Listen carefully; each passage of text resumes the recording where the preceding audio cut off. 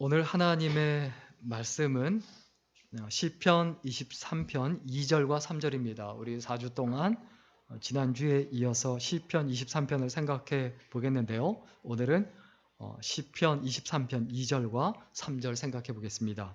우리 같이 읽겠습니다. 시작.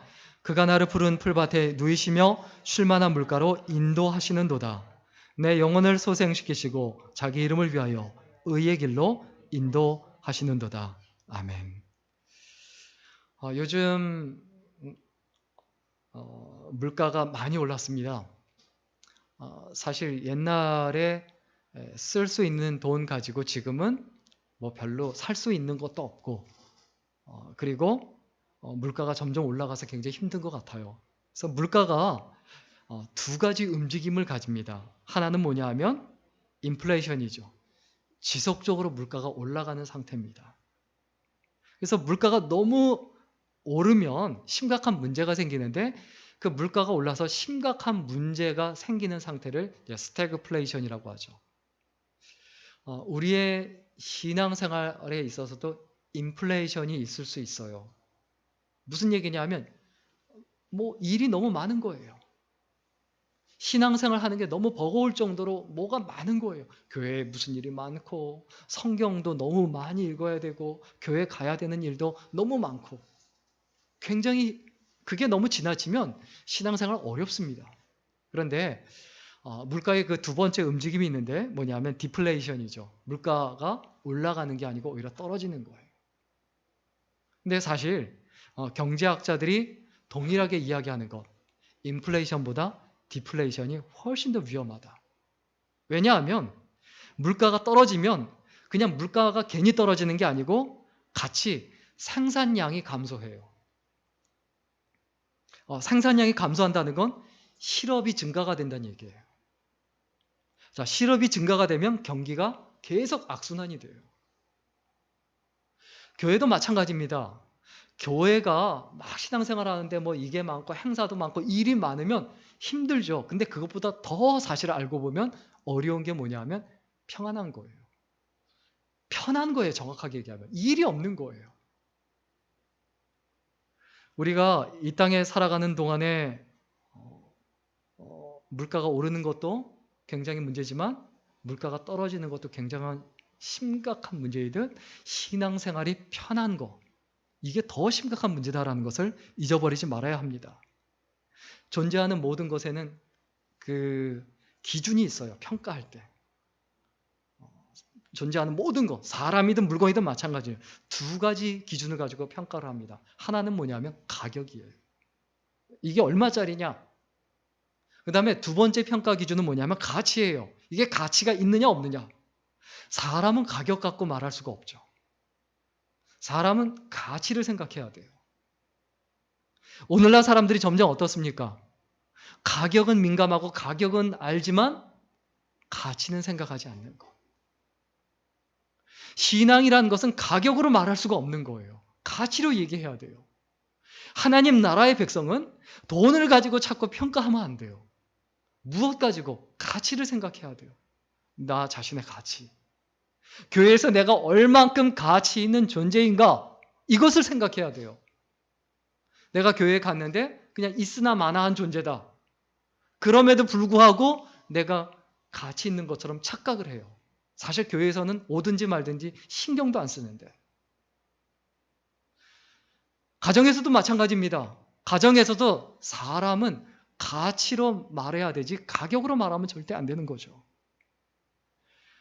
우리가 가격이 오르든 내리든 상관없습니다. 중요한 건 뭡니까? 가치입니다. 가치 있는 존재로 살아야 되겠다. W.R. 엘저라는 분이 이런 얘기했습니다. 가난한 자 10명은 돗자리 하나에서도 평화롭게 잠들지만 아무리 넓은 제국도 군주가 2명인 경우, 군주, 그 나라의 왕이 2명인 경우는 아무리 제국이 넓어도 너무 좁다는 거예요. 무슨 얘기냐 하면 인간의 욕심은 절대 채울 수 없다는 거예요. 내가 마음을 비우면 아무리 없는 가운데 있다 할지라도 감사하고 만족할 수가 있는데, 내가 마음을 비우지 못하면 아무리 내가 많이 있어도 행복할 수가 없고 그리고 늘 불안하고 걱정할 수밖에 없습니다. 그래서 오늘 좀 가장 가난한 인생이란 제목으로 생각해 보려고 하는데 어떤 사람이 진짜 가난한 사람인가? 어떤 것이 진짜 가난한 것이고 어떤 사람이 진짜 가치 없는 인생인가? 이 부분을 좀 생각해 보려고 합니다. 가난에는 세 종류의 가난이 있습니다. 하나는 물질적 가난이에요. 자, 물질적으로 가난하고 물질이 없으면 몸이 불편한 것 뿐이에요. 그러나 물질적 가난은 사람의 가치를 정확하게 볼 수 있게 해줘요. 내가 어디 가서 대접을 받는다. 그런데 내가 돈이 없는데도 대접을 받는다. 제대로 산 거예요. 내가 지위가 없고 어떤 직위가 없는데도 불구하고 대접을 받는다. 이건 정말 제대로 산 거예요. 우리가 살아가는 인생에서 내가 꼭 대학 교수가 돼야 되고 변호사가 돼야 되고 의사가 돼야 되고 돈이 많아야 되고 집이 있어야 되고 차가 있어야 되고 그래야 내가 대접을 받는다. 그 상태는 뭘 의미합니까? 가격으로 그 사람이 매겨진 거예요. 평가가 되고 있는 거예요. 정확한 평가를 받는 게 아니라는 거죠. 사실 그 상황에서 내가 어디 가서 대접을 받는다는 건 내가 대접을 받는 게 아니라 내가 갖고 있는 돈, 지위, 직장 이런 것들이 대접을 받는 거지 내가 대접을 받는 게 절대 아니에요. 근데 그걸 자꾸 놓친다는 거예요. 이 땅에 살아가는 동안에 축적은 악함의 증거예요. 자, 호랑이가 자기가 나중에 먹고 살려고 잔뜩 쌓아놓는 거 보셨습니까? 그냥 배부르면요 옆에 와서 뭐 쥐 한 마리가 설쳐대고 사슴이 와서 설쳐대도 건드리지도 않아요. 쳐다보지도 않아요. 그게 사자고 그게 호랑이에요. 그게 강자예요. 진짜 강자는 뭡니까? 물질 때문에 불안해하지 않는 거예요. 물질 때문에 불안해서 계속 쌓아두지 않는 거예요. 계속 쌓아두는 이유가 뭡니까? 자기가 약하기 때문에 그걸로 커버해야 되니까 그래요. 그리고 자기가 쌓아두고 그것으로 자랑하려고 하는 거죠. 사자들이 서로 야, 나 사슴 몇 마리 잡아놨어. 너 몇 마리 있냐? 아이고 겨우 그거밖에 안 돼? 이러고 자랑합니까? 그렇지 않지 않습니까? 우리가 살아가는 데 있어서 내가 가지고 있는 소유물 가지고 자랑한다는 것 자체가 자신의 가치에 대한 자신감이 없는 거예요. 존재에 대한 자신감이 없는 거예요. 그리고 자신의 기쁨이 그거밖에 없는 거예요. 진짜 기쁨이 무엇인가? 이것을 찾아야 되죠. 그 다음에 두 번째 가난이 있습니다. 정신적 가난이에요. 물질적으로 가난한 사람은 어떻습니까? 계속 쌓아놓으려고만 하는 사람이 진짜 가난한 사람이에요. 그런데 물질적 가난보다 더 심각한 가난은 뭐냐면 정신적 가난이에요. 왜 정신적인 가난이 문제가 되느냐? 정신적으로 가난하면 물질에 의존할 수밖에 없어요. 돈이 많지 않으면 늘 불안한 거고 늘 거기에 매달리고 그리고 거기에 가치를 두고 살아가는 거죠. 정신적으로 부유한 사람은 어떻습니까? 자기가 화가 났을 때 주먹이 나가지 않고 말로 설명을 하거든요. 그게 정신적으로 부유한 사람의 특징이에요. 그런데 자신을 설명하는 힘이 없고 상황을 설명하는 힘이 없다. 이 사람이 정신적으로 가난한 사람이에요. 이것은 다른 사람에게 의존하고 있다는 것을 뜻합니다. 물질적으로 가난한 사람은 전형적인 특징, 물질에 계속 의존하고 있는 사람이 가난한 사람이다. 정신적으로 가난한 사람은 자기 스스로 정신적으로 가난하기 때문에 자꾸 다른 사람에게 의존하고 있고 다른 사람의 말이나 다른 사람의 행동이나 다른 사람 눈치를 보면서 계속해서 살아가고 있는 상태. 정신적으로 가난한 거예요. 그런데 가장 심각한 가난은 뭡니까? 신앙적 가난이죠.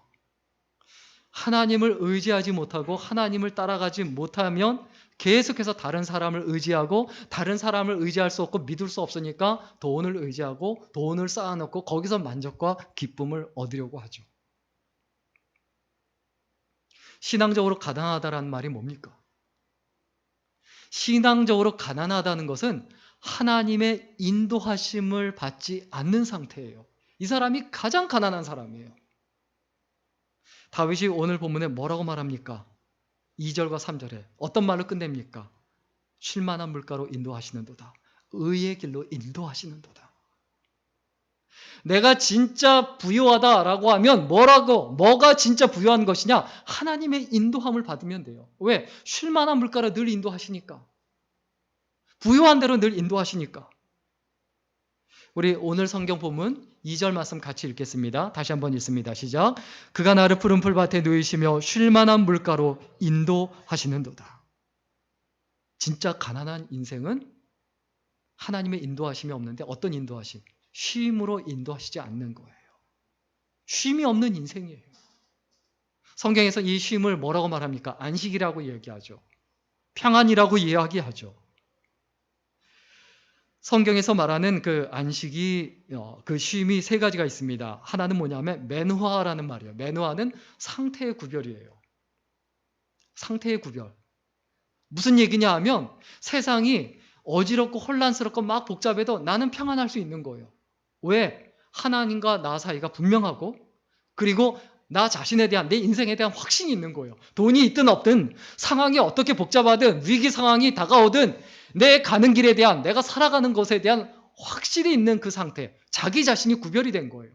다른 사람과 나는 다르다라는 거, 예수 믿는 사람으로서 예수 안 믿는 사람과 확실히 다르다라는 거, 하나님을 의지하는 사람과 의지하지 않는 사람이 다르게 구별이 되는 그 상태의 구별, 그 존재의 구별을 바로 맨화라고 합니다. 그 다음에 두 번째 구별은 뭐냐면 그 사바스라는 말인데, 안식일, 그 세베트라는 말이 여기서 나왔죠. 시간의 구별을 말을 해요. 안식이 있으려면 일단 상태의 구별이 돼야 돼요. 존재의 구별이 돼야 돼요. 나는 하나님의 자녀다. 나는 하나님의 백성이다. 나는 하나님을 의지하는 사람이다. 이게 명확해야 돼요. 하나님이 나를 인도하는 사람이다. 이게 분명해야 되고, 그리고 진정으로 쉼이 있으려면 시간을 구별해야 돼요. 이 시간은 쉬는 시간이다. 이 시간은 하나님께 드리는 시간이다. 주일날 하나님 앞에 예배 드리고 예배 드리기로 약속하고 쉼이 없다라고 하면 그 마디가 없고 끊어가는 시간이 없으면 일주일 내내 일만 하는 거예요. 일생이 피곤한 거죠. 우리가 시간을 구별하며 사는가, 그것에 대해서 분명해야 합니다. 일주일 동안 내가 하루는 하나님께 드린다. 그리고 하루의 첫 시간 아니면 끝나는 시간 5분이 됐든 10분이 됐든 내가 그때 쉬면서 하나님께 그 시간을 드린다. 이 시간의 구별이 있어야 진짜 안식이 있습니다. 그 다음에 카타파우시스라는 단어는 장소의 구별이에요. 사도행전 7장 49절이나 히브리서 3장 11절에 나오는 헬라어인데, 이것은 장소의 구별을 말합니다. 사람이 사는 공간이요, 점점 싱글 세대가 늘어나면서 문제가 뭐냐면 잠자는 공간과 일하는 공간이 같아지는 거예요. 밥 먹는 공간이 같아지는 거예요. 구별이 안 되면 삶이 흩어집니다. 삶이 다 흐트러져요. 시간도 구별해야 되지만 시간 구별 자체가 안 되는 거예요. 왜? 그 자리에서 먹고 그 자리에서 자고 그 자리에서 꼼짝 안 하면 생활이 엉망이 됩니다. 일하는 장소와 쉬는 장소, 밥 먹는 장소, 이게 명확하게 구분이 돼야 돼요. 교도소 안 가봤죠? 교도소 가면 어떻습니까? 먹는 장소, 자는 장소, 볼일 보는 장소가 똑같습니다. 사람의 삶이 아닌 거예요. 사람은 어떻습니까? 장소가 구별이 돼야 돼요. 일하는 장소, 쉬는 장소가 구별이 돼야 돼요. 예배하는 곳과 그렇지 않은 곳, 일하는 곳, 이게 구별이 돼야 돼요. 우리가 살아가는 인생에서, 우리의 인생에서 안식처가 있어야 합니다. 하나님께서 우리에게 주신 두 가지 안식처가 있습니다. 하나는 뭐냐면 교회예요. 교회에서 우리가 안식을 얻어야 합니다. 쉬어야 합니다. 우리가 교회 왜 갑니까? 영적인 안식처거든요. 영적인 내 집이거든요. 그래서 교회에 와서 내가 평안을 얻고 쉼을 얻어야 돼요. 그런데 교회가 그 쉼과 안식을 위한 장소가 아니라 뭐 누구하고 다툼이 있어서 싸우러 가고 누가 나를 화나게 해서 나도 복수해야 되겠다 이런 생각으로 가고, 아니면 때우러 가고, 아니면 아르바이트 하러 가고 이런 생각으로 교회를 가게 되면 교회로서의 원래 기능을 다 잃어버리게 되는 거죠. 우리는 소속이 분명해야 합니다. 내가 어느 교회에 속해 있다. 내가 어느 교회에 속해서 봉사하고 섬기고 예배 드리는 사람이다. 이게 분명해야, 소속감이 분명해야 사람은 행복을 누릴 수가 있습니다. 사람에게는 그 안전의 욕구가 있어요. 그리고 소속감의 욕구가 있어요. 그리고 성취의 욕구가 있어요. 이 세 가지 욕구가 다 충족이 돼야 행복을 누릴 수 있고 그 행복이 유지가 됩니다. 그 다음에 하나님께서 우리에게 주신 안식처는 가정입니다. 그런데 오늘날 가정이 어떻습니까? 인간관계가 힘드니까 혼자 살아요. 싱글들이 계속 늘어나요. 지금 통계적으로 30%거든요. 1인 가구가 30%예요. 그리고 점점 늘어나요. 이게 무엇을 의미합니까? 이것이 의미하는 거, 그냥 혼자 집에 들어가서 다툼이 없고 갈등이 없지만 그게 무엇으로 다가오냐? 공허함, 허전함으로 다가옵니다. 사람은 사회적 동물이기 때문에 이야기해야 되고 삶을 나눠야 돼요.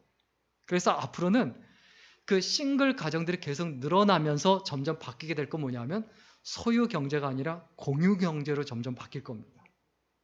그러니까 지금의 공유 경제의 전형적인 형태가 뭐냐면 고시원이죠. 자기의 개인 공간 있으면서 주방도 공유하고 휴식 공간도 공유하고, 사실 내 걸 가질 필요가 없으니까, 가족이 없으니까 가족 같은 사람이 늘어나야 된다는 거예요. 그 사람이 있어야 된다는 거예요. 가장 좋은 건 가족답게, 가정이 가정답게 그렇게 교류하고 그리고 서로 의지하며 살아갈 수 있도록 해야 되는데, 그게 안 된다고 하면 가족 같은 사람을 만들어 가야 된다. 그래야지 앞으로의 삶과 인생을 살아갈 수 있다는 거죠.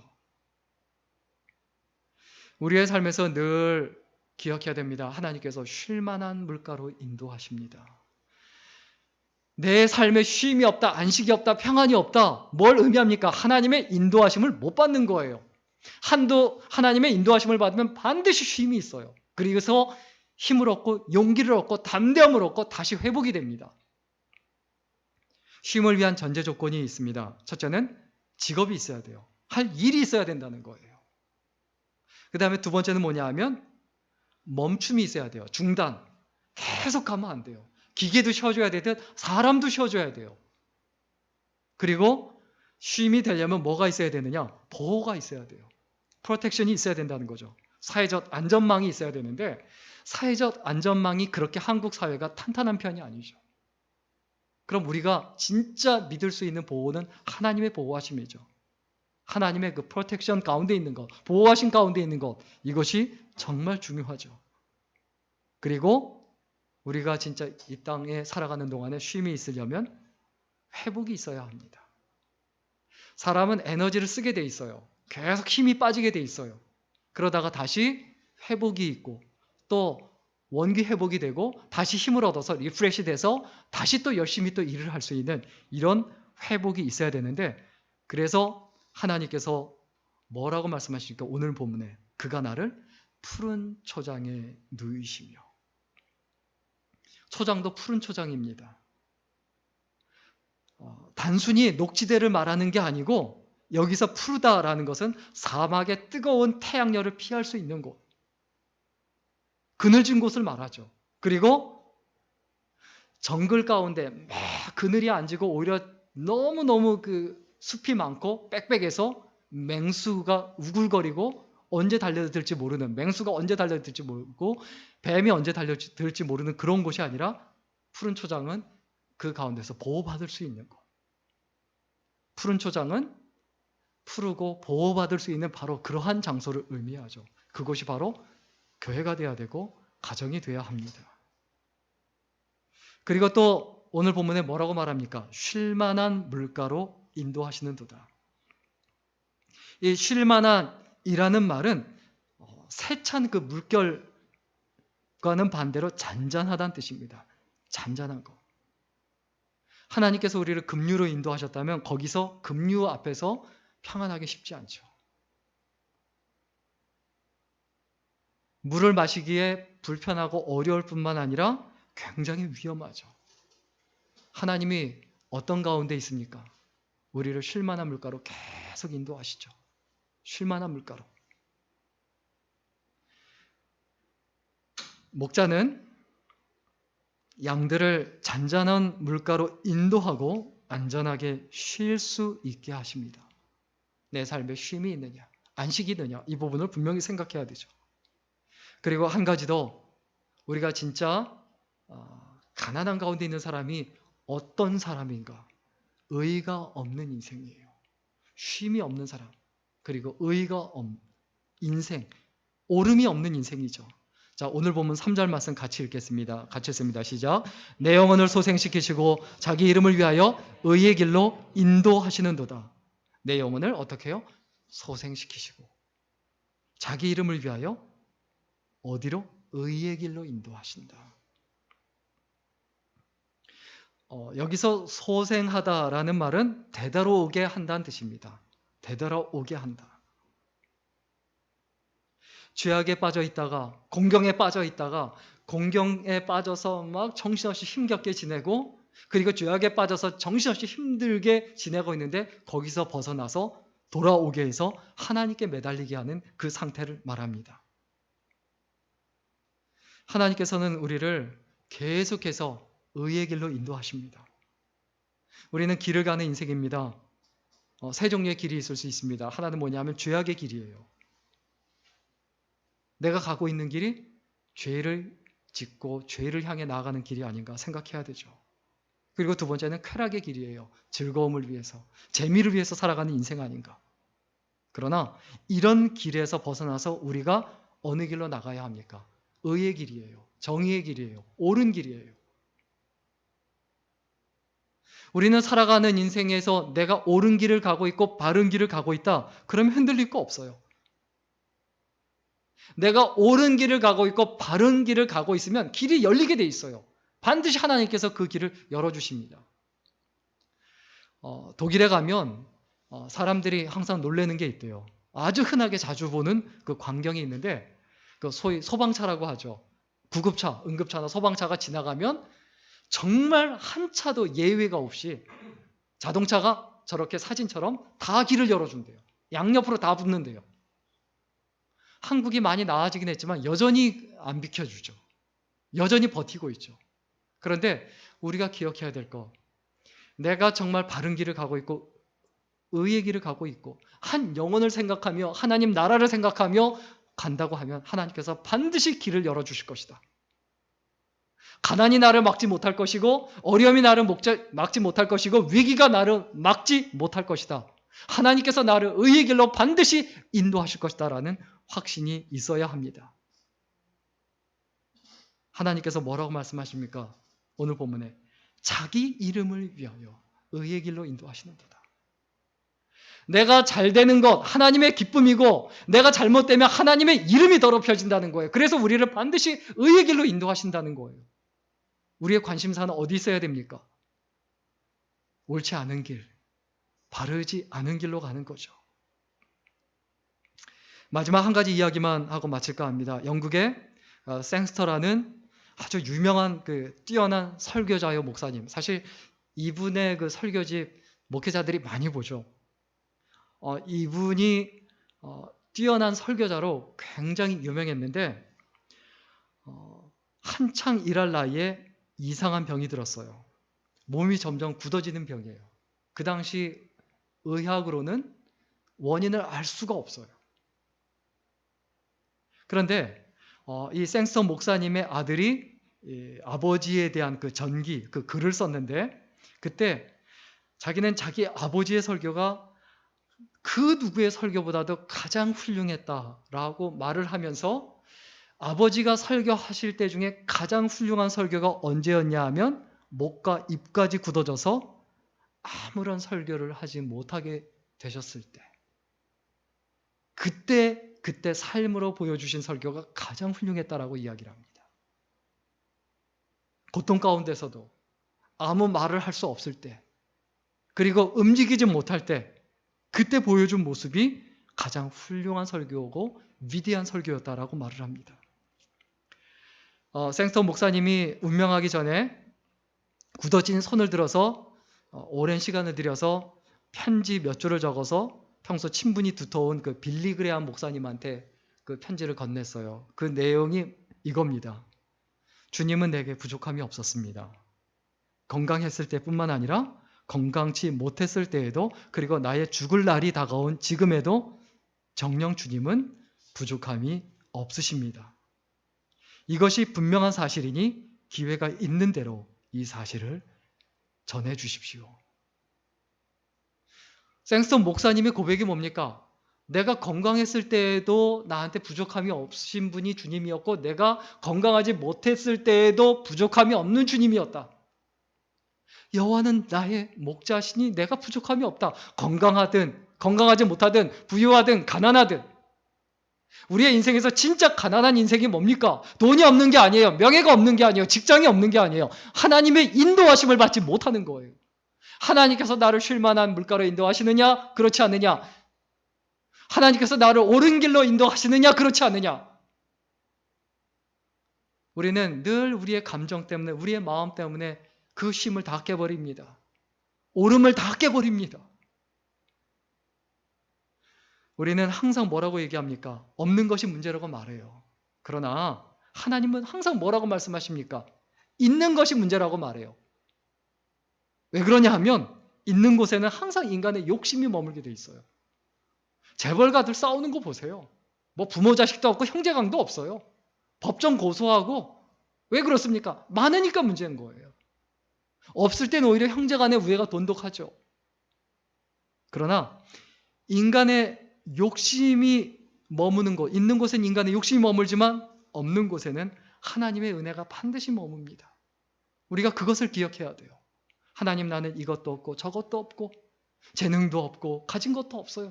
그러나 그 사람에게 가장 큰 많은 하나님의 은혜가 머문다. 그래서 가난한 자가 복이 있다라고 말하는 겁니다. 여러분, 가장 가난한 인생, 실질적으로 내가 세상적으로 가난한 인생이 될 수 있어요. 그러나 그 삶이 오히려 부유한 인생일 수 있다는 걸, 우리가 부유한 인생이다라는 것을 잊어버리지 말아야 합니다. 그리고 오히려 내가 많은 것을 가지고 있고 세상에 있는 그런 것들로 만족하고 있는 인생, 그래서 하나님이 없는 인생이 진짜 가난한 인생이다. 우리가 정리하며 마음에 새겼으면 좋겠습니다. 가장 가난한 인생은 하나님의 인도함이 없는 인생이다. 하나님의 인도함에 따라 내 삶에 쉼이 있는가, 그리고 의의가 있는가, 그렇다라는 확신이 있으면 가장 행복한 인생이다라는 확신을 가지고 믿음으로 살아가고 하나님 앞에서 살아가는 복된 인생, 소중한 인생이 될 수 있기를 주의 이름으로 간절히 축원합니다. 기도하겠습니다. 살아계신 하나님, 한 번밖에 없는 인생이지만 한 번밖에 없는 그 인생이라는 것을 깨닫지 못하고 자기 혼자 죽지 않고 영원히 살 것처럼 오만방자한 삶을 살았던 순간들이 있었음을 고백합니다. 그러한 자리에 벗어나서 늘 겸허하게 하시고 하나님 앞에 겸허하고 겸손한 마음으로 하나님을 늘 바라보며 하나님을 의지할 수 있도록 붙들어 주시고 세상에 있는 것들을 의지하지 않고 삶의 모든 순간순간이 주님을 닮아가며 주님을 따라가는 신앙 고백이 될 수 있도록 축복하시고 인도하여 주옵소서. 그래서 하나님 앞에 섰을 때 잘했다 칭찬받고 인정받는 소중한 생애, 아름다운 생애가 되게 하여 주옵소서. 감사드리며 예수님의 이름으로 기도드렸습니다. 아멘.